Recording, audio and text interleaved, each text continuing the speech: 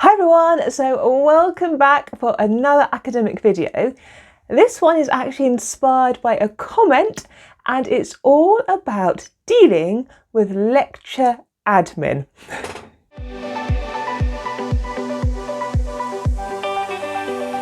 Hey, if you're new to the channel, my name is Caroline. I'm a UK-based physics lecturer and I love reading the comments underneath these weekly videos about our shared experiences at university.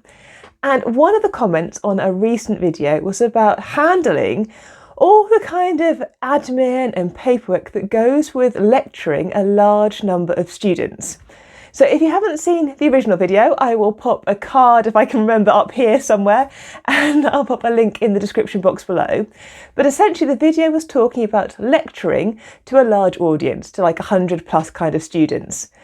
And the comment quite rightly pointed out that not only do you have to think about lecturing that number of students, but also the associated paperwork and admin that comes along with it too. So thank you very much to the person who left that comment, because it's prompted the video today.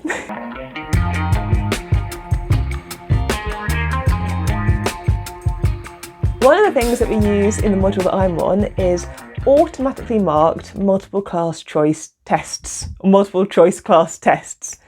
So essentially in this instance we're able to preload our test paper into a piece of computational software.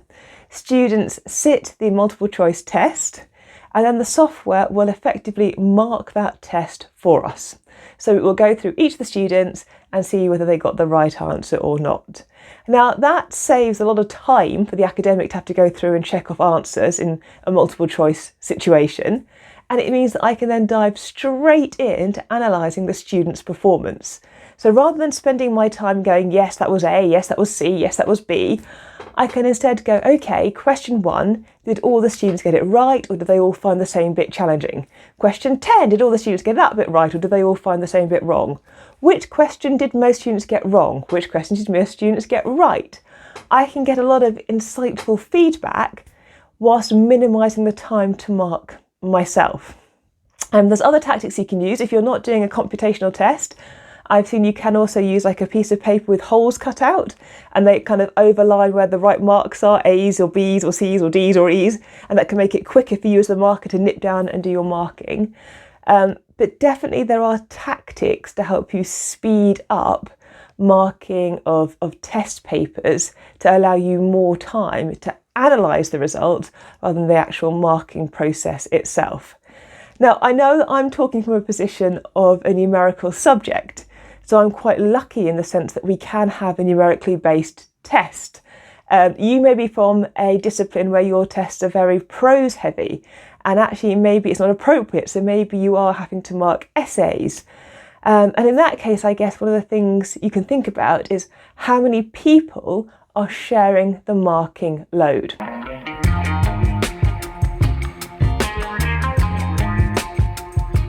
And again, in modules that I've worked across, it's quite common for several of us to be doing the marking for one particular class. Now, of course, that brings with it kind of, complexities. You have to make sure you're all marking to a marking rubric so that you're ensuring a consistent and fair standard across all the students' work. And you do have double marking practices, depending on your university, how they like you to do your kind of double marking checks. But just sharing the marking out between a few academic colleagues can actually, again, really reduce that time burden to you as an individual. And so again, another example that I have this semester is I'm teaching some tutorial classes. So in my case, I'm teaching a class to 10 students. I've got some colleagues who are teaching a class, but they're teaching it twice. So they're effectively teaching it to 20 students. But all these classes make up the same module. So what we've done is rather than say, okay, well, you taught 20 students, you have to mark 20 students, and you've taught 10 students, you only get to mark 10, we've actually shared the marking load equally between us. And then we rotate which students we mark week in, week out, because they each hand their homework in, every other couple of weeks. And so that way the marking load is fair to all the staff contributing towards that module, and it's not skewed in kind of favour of those who are doing less of the actual teaching of that module, or those who are having to teach more students don't get an disproportionately large marking load. So there are definitely ways of handling that marking admin.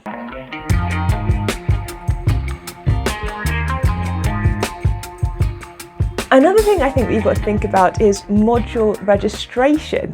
So of course, before you even get to the marking stage, these students have got to register to be on your module. Now, in some cases that's automatic and they may be defaultly assigned to your module. They've got no choice but to do it. But in many cases, you might be teaching on an optional module. So students can elect to be on your module or not.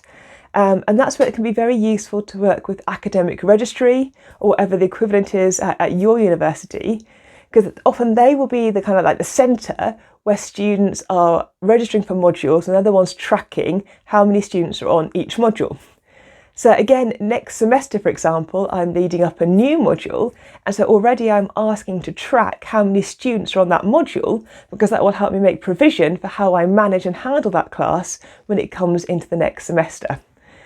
So yeah, academic registry can be a really good friend of yours, and it's well worth knowing where your academic registry is in your university, or whatever equivalent process there is in your university for students to register onto an optional module. And for some modules, there is going to be additional kind of admin load assigned to that particular topic that you're covering. So if we've got students working in a laboratory, there might be a health and safety examination, for example, like radiation training.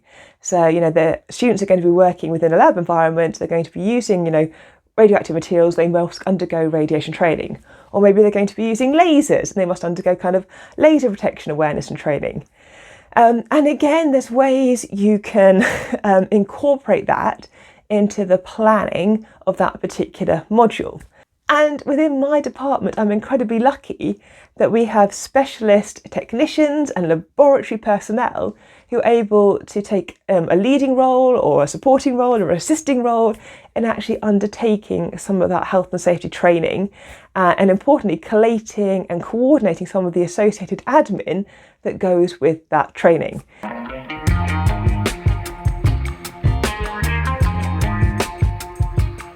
And another high cause of admin, especially on modules where there's a lot of students, is how you manage that dialogue between the lecturer and the students. So if you've got 250 students, you probably don't want to be receiving 250 emailed questions after a particular Monday evening lecture. So again, there's different ways you can approach this. Sometimes academics will have a drop-in office hour and they'll say, if you're doing this module, you can pop in any time between this hour and I'll either be online or I'll be available in my office and you can ask me questions about the course. Or sometimes we might use things like virtual notice boards or virtual chat boards. And here you can have a virtual forum notice board. And the nice thing about this is that in some cases, students can help each other. So a student might post a question, and then before you as the academic have replied to it, another student has already answered that question. And then you can just confirm that that answer is indeed either right or correct it if it was incorrect information. So these kind of electronic notice boards can be such a valuable way of minimising how many emails are landing in your personal inbox. And it's also setting that expectation with students as to how quickly you are going to respond to your emails. So for my personal tutees or my PhD students, I'll try to have a very rapid email turnaround. For those that are doing my module, I'll either try to respond quickly to their email or I will address the point in my next lecture if appropriate. So if a few people have emailed me on a Monday night and asked me the same question and I'm lecturing them again on Wednesday, I will bring it up at the Wednesday lecture and say this is the clarification for that particular point to save me having to send out the same email to multiple students. So yeah, there's a lot of admin that can be associated with these high kind of lecture courses with lots of students on them. There are tricks and tactics that you can use as an academic to try to minimise how much time that admin is taking you each week. I guess, but ultimately though, it is also factoring that time in. If you know that you're going to be lecturing a course with lots of students on it, it's making sure that you get that kind of time to do the admin recognised by your department, because it can be difficult. Sometimes departments will see the contact hours, so the time that you're actually in the lecture theatre, as being like the key marker of how much your time is, and they'll often put a certain number of hours behind the scenes for you to prepare and kind of get ready for the module. But then actually you do need then additional time to respond to all these admin issues and to kind of keep the module running smoothly. And I said it can be more of a logistical challenge if you've got 250 students versus if you've got 10 students taking your module. But yeah, so let me know, how do you handle admin when you've got lots and lots of students on your course? And again, thank you for the brilliant comment suggestion, because I think it's such an easily overlooked part of being an academic. It is definitely a hidden part to being an academic that you don't tend to think about until either your email inbox is pinging or you've got loads of module registration forms to complete, and then you're suddenly aware about how many people are on your course. So yeah, leave me a comment. How do you deal with it? But in the meantime, I hope the week is going well. And if you haven't already, maybe subscribe to the channel. It's obviously totally free, and we post academic content. Well, I post academic content every Monday at 10 o'clock. Do join in the academic conversation in the comment section, and I will see you next Monday at 10 o'clock for another video. Bye.